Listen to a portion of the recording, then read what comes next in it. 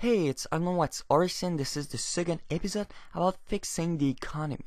So if you haven't watched my first video about the economy yet, where I explain in detail the current Runescape situation, then I highly recommend you to do so by clicking the annotation on the screen. Long story short, there is currently an over-accumulation of items and especially coins in the game, and this is because there are so many more coins, for example, that is brought into the game than the amount of coins that is actually used. Because of this, the relative values of all the items are currently crashing and the economy is unstable. Obviously, Jagex already knows that there is a big problem with their economy, and they are trying a few things to solve this. The first one is degradable items. It's not for nothing that every single item Jagex release now is all degradable, because it's a good way to remove cash and items from the game, but the problem is that it's limited to certain items, so it won't really solve the whole problem alone. Another solution was to release money sink skills, such as summoning and construction, which are both somewhat recent skills compared to the other ones. But once again, those skills are limited to certain items, and they also have other impact on the economy, which aren't always good. One of the solutions to remove item is Alchemy, so it's an amazing way to remove junk. It's really one of the most efficient way actually, but the problem is, even though yes it solved the item problem, it makes the coins problem even worse. And finally there is item sync skills and minigame. The best example is mobilizing armies, so it's really obvious that they did this minigame in order to get rid of junk. Obviously, we all know that it didn't really work at the end, because like many other skills, most of the time, yes, you will transform an item into something else, but at the end, you will IL the item you will produce, or you will sell it to a store, so eventually, coins will be brought into the game. Keep in mind that Runescape is not the only game that have this problem. Actually, all the MMOs out there eventually have an accumulation of items and currency. I think it's important to at least know, even though it's not really for Runescape, but at least know what other games have done in the past that was successful to solve this problem, and what was not successful, so a total failure, so we don't actually do the same mistakes. One of the solutions is to make the currency more than simply a currency, so actually useful to use. So for example, in Diablo 2 the currency was runes, but you could actually use those runes to make good armor. And the same thing goes for Path of Exile, so the currency is orbs, and you can use orbs to actually improve your armors. The good thing about a system like that is that there will never be another accumulation of currency in the game, because it will be used over time by the players. But obviously this system has its own limit, but for sure it really helped the economy. In the other end, there are games such as Diablo 3 that use a gold currency.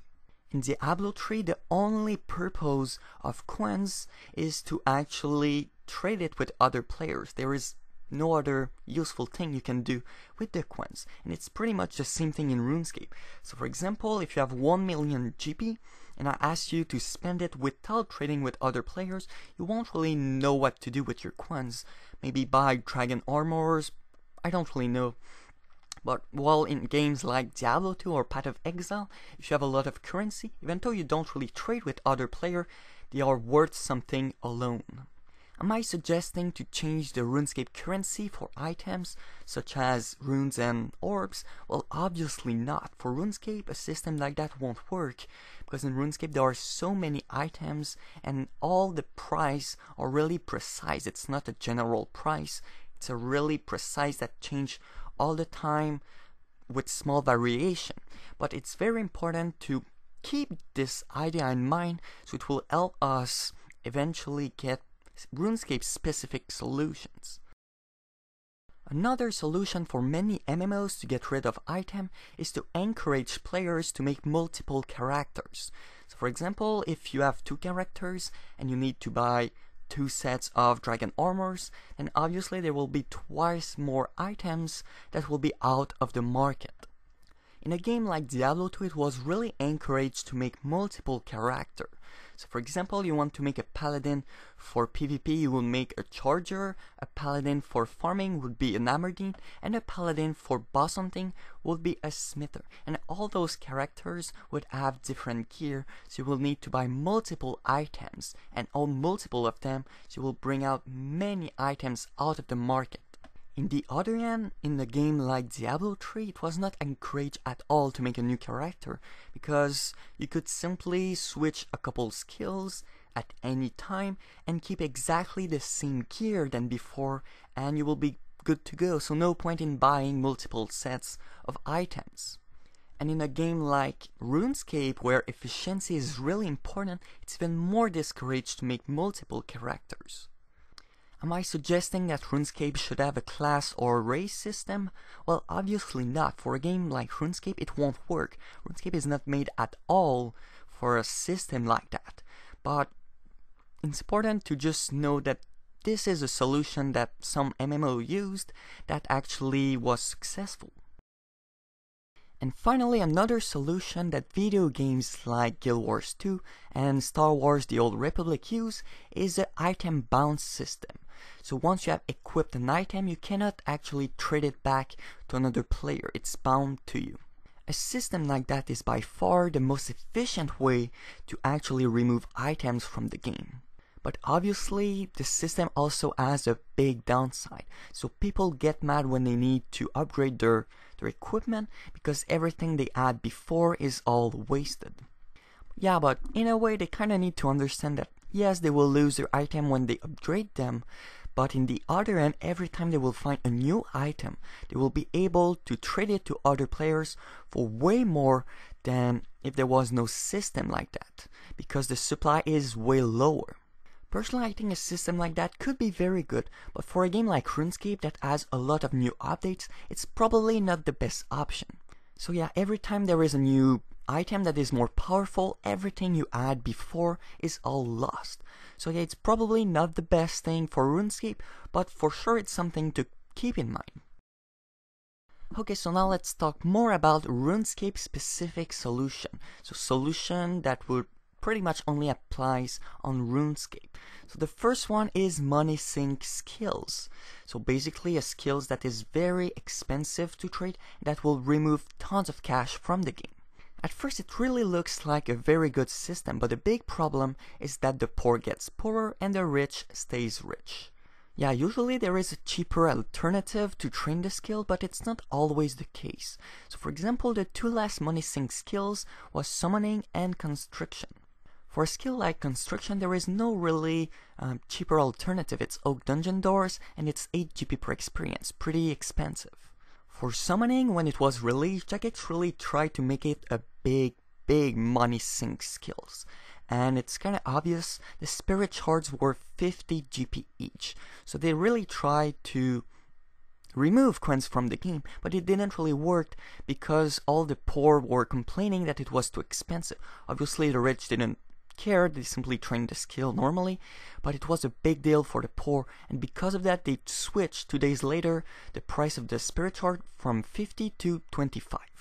Personally, I'm not saying that money sink skill is a bad thing. I really think it's needed in a game, but you cannot simply put tons of money sink skills and expect to solve the game like that, because the gap between the poor and the rich, the new player and the top player will increase, and that doesn't really help the game, like I've explained in my first Prestige system video. Another solution to decrease the amount of coins that is actually brought into the game would be to remove or nerf Alchemy. And personally, I think it's a really bad idea, because all the low level items and all the crafted item will all crash to absolutely no value. If you go check out on the Grand Exchange, you will see that all the price of the crafted and low level stuff is equal to their Alchemy price. Remove that Alchemy price and every items that is craft will all crash to 1 GP, seriously. For example, myself alone, so just me, I have made, let's say, 100,000 air battle staff alone. That's enough to equip like a great portion of the RuneScape community. And to be honest, nobody used air battle staff. Just think about the amount of air battle staff that was crafted since the beginning of the game, and how many of them are actually used in-game. I mean, the supply is enormous, and the demand is absolutely none. So for sure the item will crash to no value. And this is exactly the same case for pretty much all the crafted items, like bows, rune armors, and dragonhide armors. And it's also the same thing for low-level stuff. And it's really important that low-level stuff have a certain value, because new players will get those items. So they will kill monsters, they will get low-level items, and they are expecting to at least make some money. It doesn't really need to be high, just not be nothing. And if there is no alchemy, then it's impossible for new players to make money. Another solution to remove coins from the game would be to add a percentage fee for using the Gradable Exchange. In my opinion, it's kinda a no-brainer to add a fee for using the Gradable Exchange, because it's by far a very efficient way to remove coins, but it's also one of the most fair way to do it, because the people who have a lot of cash will be taxed more, and people who don't have a lot of cash will be taxed less. So now many of you probably think that the Gradable Exchange will die, but personally I really don't think it will be the case. Well, first of all, most people already do something like that most of the time. So personally, if I find an item that is worth, let's say 10k, I won't really put it for mid price and wait. I will simply put 5k and then take the cash that I will receive. Same thing when I'm buying an item. So if the item is 1k, I will put 10k and get it instantly. I don't really mind paying an extra amount of cash or lose a little bit of cash in order to get it fast. I'm pretty sure that when Jagex released the Gradable Exchange, the goal was to help people who needed random or strange items. So for example, you have a quest, you need charcoal, you don't really know what it is, you try to go to the world 2, nobody really knows what charcoal is. So yeah, you go to the Gradable Exchange and you get it fast there. So I think this is the goal of the Gradable Exchange at first, but obviously nowadays it's totally different. I'm not saying that the way the Gradable Exchange is right now is a bad thing. I'm just saying that if people want to get an item fast, they should be ready to pay for it. And that's kinda already what people do with Insta Buy and Sell. Personally, at least 95% of what I buy on the Gradable Exchange, I put it max price and min price to sell it fast and instantly buy them. Even for expensive items, there are already many people who simply put max price to buy it instantly. So yeah, if there were a fee for using the Gradable Exchange, many people would prefer to use the forums. So yeah, rich people who doesn't mind paying the fee on the Gradable Exchange will get it fast, while other people who prefer to use the forums will save money. So the gap between the poor and the rich will be smaller. Another big question is, will merching die? Well, right now, the way merching works is that you stand at the Gradable Exchange all day and you flip items there. So yeah, it's really rare to have a margin more than 10%, so I think that the current way merching works right now will die. But in the other hand, this will bring the old player-to-player merching. So yeah, merchanting in RuneScape existed way before the Gradable Exchange, and back then it was mostly player-to-player, but also with RuneScape companies. So basically, for example, you need to buy 10,000 magic logs and 5,000 Yule logs. It will be hard to simply find a player that has that, so you will go on the forums, find a woodcutting company, and tell them I need 10,000 magic logs and 5,000 Yule logs. So yeah, the company will check what they have in stock and manage somehow to collect what you want, so you only need to do one trade with them. Obviously, the company won't really do that for free. Let's say the percentage fee for using the Gradable Exchange is 10%, well, the company would only request 5% as a collecting fee. So basically, you save 5% because you trade instead of using the Gradable Exchange, and the company is also making 5%. So in a way, it's a win-win situation. And don't forget that for investing, so long-term merching, it will probably be about the same. So you'll be using the forum, which is kind of already the case for most people that want to bypass the 4-hour limit on the Gradable Exchange, and then you will simply wait and then sell the item. Another big question is, will you get poorer? Well, first of all, wealth is relative to the other players. For example, if every other player have 1 million and you have 2 million GP, then you're considered rich. But at the same time, if all the other players have 100 million GP and you only have 2 million GP, then you're considered poor. So yeah, that's why back then if you had 2 million you were rich, and now if you have 2 million you're poor. So yeah, if everybody is 10% poorer because of the fee for using the Grand Exchange, then nobody will really be poorer relatively. Another solution to remove coins would be to be able to buy cosmetics with those coins. So the coins are actually more useful than simply trading with other people. They have a purpose in a way. So yeah, there are tons of possibilities, and one of them, for example, is that you have a dragon fire shield but you prefer the old graphics, so before the evolution of combat. Well, you could pay 1 million and it could change the look of your equipment. And you could also have scaling special animation, special title, and special featured on the forums. So I don't know, your name is underlined or with a color, it doesn't really matter. And it's pretty much the same thing than the Solomon store, but instead of actually using rune coins that you buy with real GP, so Jagex makes more money in real life, it would actually remove coins from the game and be useful for the economy. Obviously that doesn't mean we need to remove or replace the Solomon store, but maybe add a few things that you can buy with coins. Another solution that could reduce the amount of coins that it actually brought into the game would be to do a little change about the Quencher option. So yeah, for those who don't know what Quencher is, basically if you have 10 people in a group, you go boss hunting, you find an item that is worth 10 million GP on the Grand Exchange, well, each player will get his little part, so 1 million each, and the item will be sold for the highest offer on the Grand Exchange. The problem only comes in when the street price of an item is way lower than the G price on the Grand Exchange.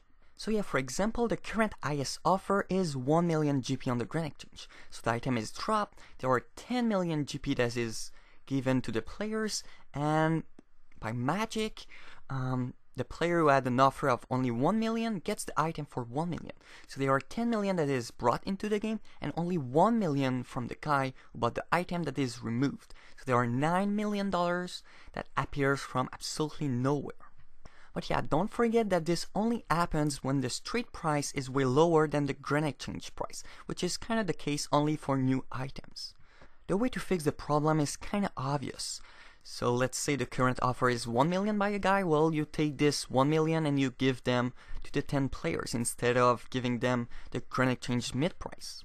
If the goal of Jagex is to encourage people to kill the new monster, well, I have absolutely nothing against that. But I mean, there are other ways to encourage people to do the new content without introducing so much more coins in the economy. I don't think Jagex did it on purpose, but I mean, it could have been fixed way faster than that. Another solution to remove coins would be a recycling crafted item system. Like I've said earlier, all the crafted items of the game will eventually be IALC because the supply is way more than the demand.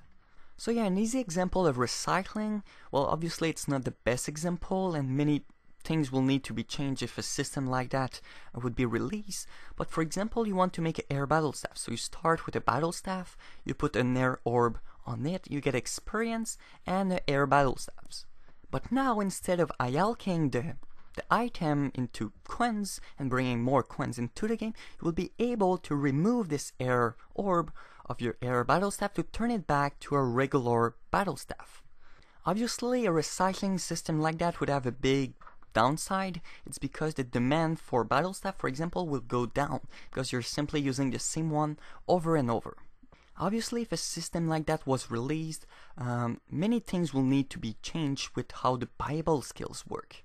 So yeah, instead of having two cheap common items and putting them together to get another item, there will be one super rare item that is worth a lot of cash, and you simply add things to it that will give you experience, and then you remove them and change them to get experience. Another solution to remove items from the market will be to have specialized equipment. So yeah, right now in Runescape there is kinda no point in owning multiple sets of the same armor. So for example, if you have a set of Bandos armor, you won't really buy a new one. And if you upgrade it and buy Torva, you will sell your old set of Bandos. One of the possibilities to encourage people in owning multiple sets of the same item, and by the same occasion removing multiple sets from the economy, would be to have items with experience boost against a specific monster.